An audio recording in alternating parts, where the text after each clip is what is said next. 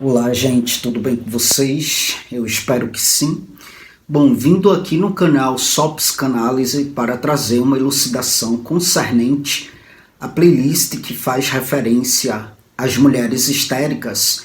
E nesta elucidação eu quero trazer para vocês a resposta ao questionamento do Gabriel Lopes, inscrito aqui do canal. Tratando-se dessa temática, ele quer saber sobre a questão da existência na histeria. Ele quer saber do que é que se trata a pergunta: sou homem ou sou mulher? Ele quer saber como que isso aparece e ele me pede para exemplificar. Então é sobre isto que eu estarei falando aqui neste vídeo, tá? A questão da existência na histeria, que sim, ela é condensada na pergunta: sou homem ou sou mulher? Vale salientar que estamos aí numa esfera de um debate muito importante sobre identidade de gênero, mas tratando-se dessa questão, na esfera da histeria, eu não estou falando aqui de uma dúvida sobre identidade de gênero no sentido biológico, no sentido social. Eu estou falando aqui de uma interrogação que é muito fundamental sobre aquilo que há de ser o desejo. O desejo, na verdade, sobre o lugar que o sujeito ocupa no desejo do grande outro. Não é nem só sobre o desejo, mas é sobre este lugar que o sujeito ocupa no desejo do grande outro. Então, gente, em termos psicanalíticos, a histeria se organiza a partir de uma relação problemática com aquilo que há de ser o desejo, com aquilo que há de ser a falta. O sujeito histérico, ele se pergunta sobre o que ele é para o grande outro. Ou seja, qual que é o papel que ele desempenha na dinâmica do desejo do outro. Então, essa questão, sou homem ou sou mulher, não é necessariamente sobre identidade de gênero, mas é sobre a posição que o sujeito ele assume naquilo que há de ser o campo do desejo e da castração. Eu estou falando aqui desta posição, eu não estou falando aqui de identidade de gênero. Veja bem, Freud ele percebeu que a histeria ela é muito acometida por um jogo com a feminilidade. A histérica, ela pode se colocar na posição daquilo que há de ser o objeto desejado, mas ao mesmo tempo ela pode manter uma relação que é ambígua com essa posição. Ela pode recusar, ela pode desafiar, porque é sobre isso. Ela é contemplada frequentemente com este jogo referente à feminilidade. Frequentemente ela vai ocupar, vai se colocar na posição de objeto desejado. Mas como eu falei, ela pode manter aí uma relação paradoxal com essa posição. Ela pode recusar essa posição, ou ela pode desafiar essa posição. Lacan, ele vai aprofundar essa questão de modo muito significativo, mostrando que aquilo que é de ser o sujeito histérico, este sujeito, ele está sempre interrogando. Inconscientemente, ele está sempre interrogando o que é que significa ser homem, o que é que significa ser mulher no desejo do grande outro. E essa dúvida movimenta muito a sua estrutura. E a gente pode ver essa pergunta se manifestar de várias formas, tanto em homens quanto em mulheres. Quando eu falo dessas várias formas, eu posso falar do amor e do desejo. Veja bem, uma mulher histérica, ela pode se envolver com alguém, né, que não está totalmente disponível. Ela pode se envolver com uma pessoa casada, por exemplo, e ela pode se colocar como objeto de desejo. Mas, ao mesmo tempo, ela pode se inclinar para evitar que a relação se concretize. Por quê? Porque ela teme perder isto que há de ser essa posição enigmática. Ela quer ser desejada, mas ela recusa a conclusão do desejo, porque ela quer fazer a manutenção do gostinho de ser desejada. Então ela pode, vamos dizer que, ter uma inclinação para um homem casado, por exemplo, mas isso pode não ser concretizado, porque ela pode entrar na esfera de uma evitação para concretizar tal feito, porque na verdade ela não quer a conclusão do desejo. Ela quer ser desejada. Por quê? Porque ela fica ali naquela posição de enigma. Nunca encostei nessa mulher, nunca toquei nessa mulher, nunca beijei essa mulher, nunca me encontrei com essa mulher. No entanto, eu estou aqui conversando com ela. Quem é essa mulher? O que é que ela me promove? Como será? Como será um contato físico com esta mulher? E aí eu tô falando aqui, gente, de modo nu e cru sobre a temática, tá?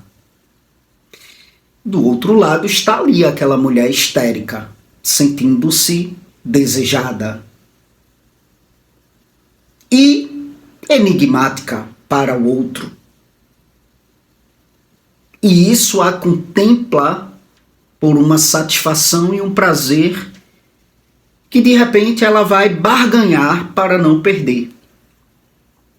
Quando a gente parte para o campo profissional, um sujeito histérico pode buscar reconhecimento em ambientes onde de repente há ali uma hierarquia de poder claramente definida entre masculino e feminino. Então, por exemplo, uma mulher ela pode se destacar profissionalmente, mas ao mesmo tempo ela pode sentir que ela precisa provar algo a alguém para ser reconhecida. E essa oscilação entre assumir e questionar a sua posição pode vir a ser, sim, fonte de angústia. A gente pode levar isso também para a esfera da identidade e dos papéis sociais. Alguém com uma estrutura histérica pode oscilar entre diferentes formas de se apresentar ao mundo.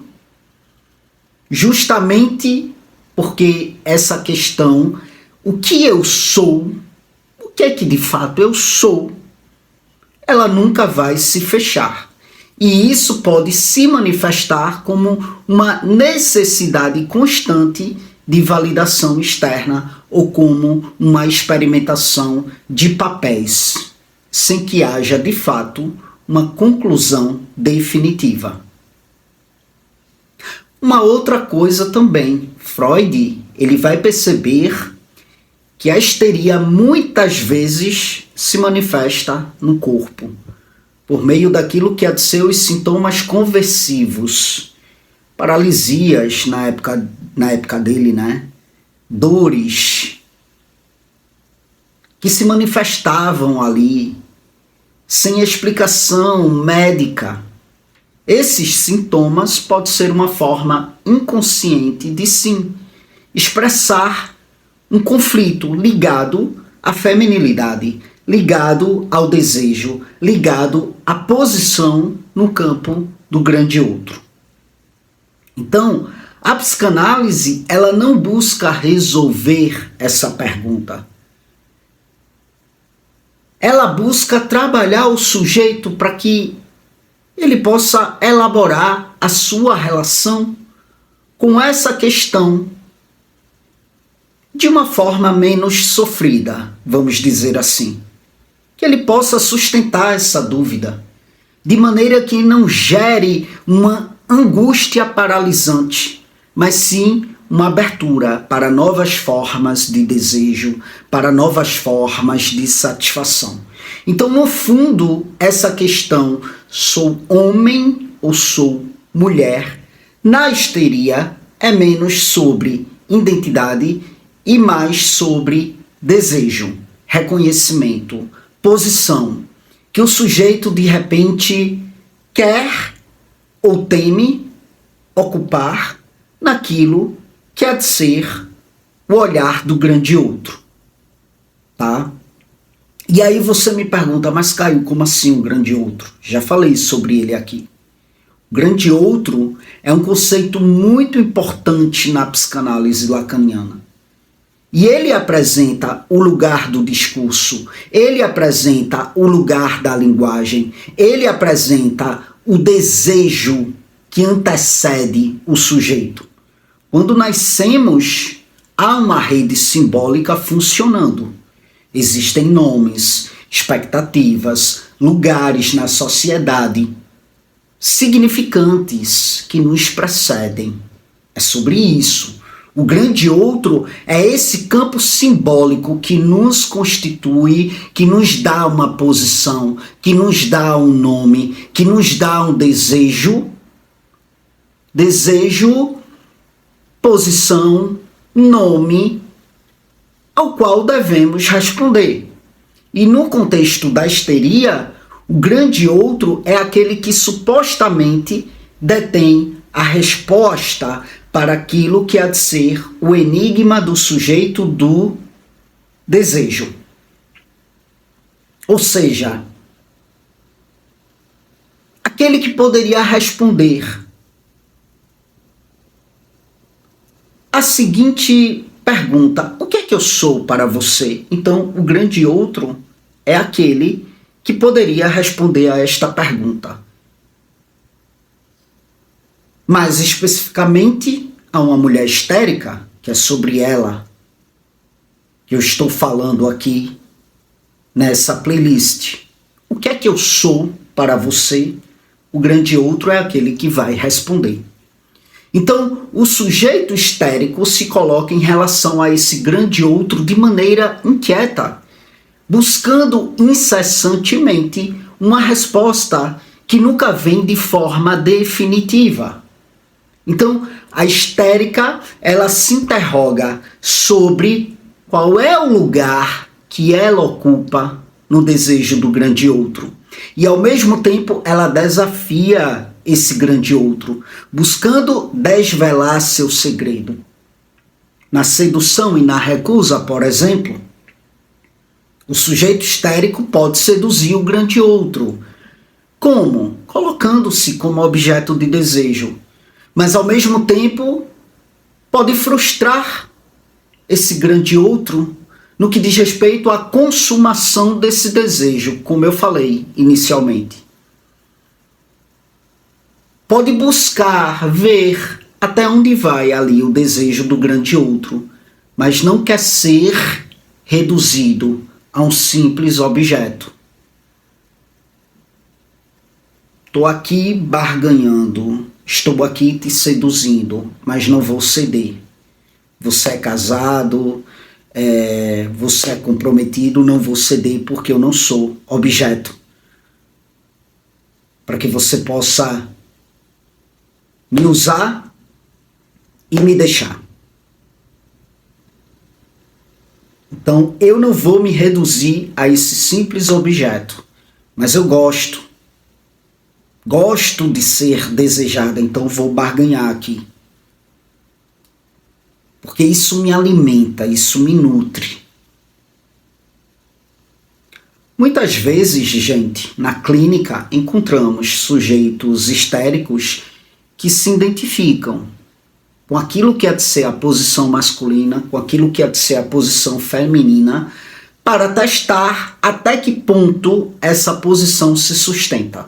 Então, uma mulher histérica pode desafiar o que é que significa ser mulher e recusar aí modelos femininos, aqueles que são esperados. E pode vir a buscar, sim, posições tradicionalmente associadas à masculinidade.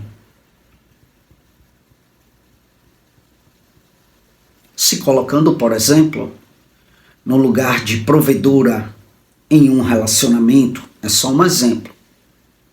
Tradicionalmente, isso é muito atribuído ao masculino. E ela pode, sim, desafiar e testar essa posição para experimentar a sustentação disso. Então, gente, o sujeito histérico nunca está satisfeito, porque a satisfação plena não existe. Então, ele acredita que há um objeto que traria essa completude, um amor ideal, um reconhecimento absoluto, um saber sobre o desejo do grande outro. Mas esse objeto, de fato, ele nunca se realiza, porque ele não existe. E isso gera uma busca incessante, que pode se manifestar em relações amorosas, vida profissional e até no próprio corpo. Então, na dúvida sobre o que é que significa ser homem ou mulher, essa dúvida não significa necessariamente uma crise de identidade de gênero. Ela significa que o sujeito histérico não se contenta ali com as definições sociais prontas e imputadas. E sempre está ali no movimento inconsciente, no movimento inconsciente de questionar o que é que significa ocupar uma posição masculina ou feminina, sobretudo naquilo que há de ser o desejo do grande outro, sendo este grande outro a sociedade, a cultura, um grande amor, a profissão, O que é que significa ocupar uma posição masculina ou feminina no desejo deste grande outro? Então veja, uma paciente histérica, ela pode dizer na análise: eu nunca sou suficiente para os homens. Nunca sou suficiente para os homens. Quando ela fala de homens, ela está falando de um grande outro. E o que é que ela sente? Que ela nunca é suficiente para o desejo deste grande outro. E aí ela diz: sempre que me envolvo com alguém, parece que falta algo e eu não sei o que é. Então, com essa fala, ela não está expressando uma insatisfação amorosa, mas uma interrogação sobre a sua posição no desejo do grande outro. Ela busca entender o que é que lhe falta para daí então ser plenamente desejada. E essa busca é infinita. É infinita, infinita, infinita. Porque o desejo é sempre falta, nunca plenitude. Então, uma vez que é sempre falta, há uma busca aí que é infinita nesse sentido. Por outro lado, o homem histérico, estou falando aqui das mulheres histéricas, mas bora dar uma pincelada no homem histérico. Ele pode dizer: eu não sei se sou um homem de verdade. Eu sempre sinto que os outros homens têm algo que eu não tenho. E aí, novamente, isso aqui não se trata de um problema de identidade de gênero. Isso se trata de uma dúvida sobre a sua posição no desejo do grande outro. E ele se pergunta o que é um homem no olhar deste grande outro, buscando ali um modelo que possa o validar, mas que ao mesmo tempo ele nunca encontra completamente. E no final de tudo, A psicanálise não busca oferecer uma resposta final para esta pergunta: sou homem ou sou mulher? Não busca, estamos diante aí de uma questão que é constitutiva do desejo. E o que a análise ela pode fazer é de fato ajudar o sujeito a lidar com essa interrogação de uma outra maneira, sem que ela seja paralisante ou sem que ela venha causar um sofrimento excessivo. Então, em outras palavras, o objetivo não é resolver a questão da histeria, mas permitir que o sujeito possa encontrar uma forma de lidar com essa falta que não aprisione em um ciclo de insatisfação infinita. Então, ao invés de buscar uma resposta definitiva no grande outro, a análise ajuda o sujeito a se apropriar da própria falta e construir uma maneira singular de existir dentro disto que há de ser a falta. Então é isso, gente. Eis aí mais uma elucidação para essa playlist, tá bom? Espero que vocês gostem. Qualquer dúvida, coloca aí no comentário do vídeo, tá bom? Para quem não me conhece, eu sou o Caio Fernando, sou bacharel em psicologia, sou especialista em neuropsicologia, sou graduando também atualmente em ciências contábeis, faço atendimentos enquanto psicólogo com base na abordagem analítica, tá? E quem estiver em busca de um acompanhamento psicológico é só entrar em contato comigo através do meu WhatsApp, que vai estar aqui no comentário em destaque na plataforma do YouTube. Ao entrar em contato comigo através do WhatsApp, eu te passo informações pertinentes quanto a como que se dá esse processo comigo. Que, como eu falei, é 100% online, tá? Por ser 100% online, eu atendo em todo o Brasil. Então, se está buscando um acompanhamento psicológico com base na abordagem analítica, vem aqui no comentário em destaque e entre em contato comigo através do meu WhatsApp que vai estar aí, tá bom? Muito obrigado pela atenção de vocês e até as próximas gravações.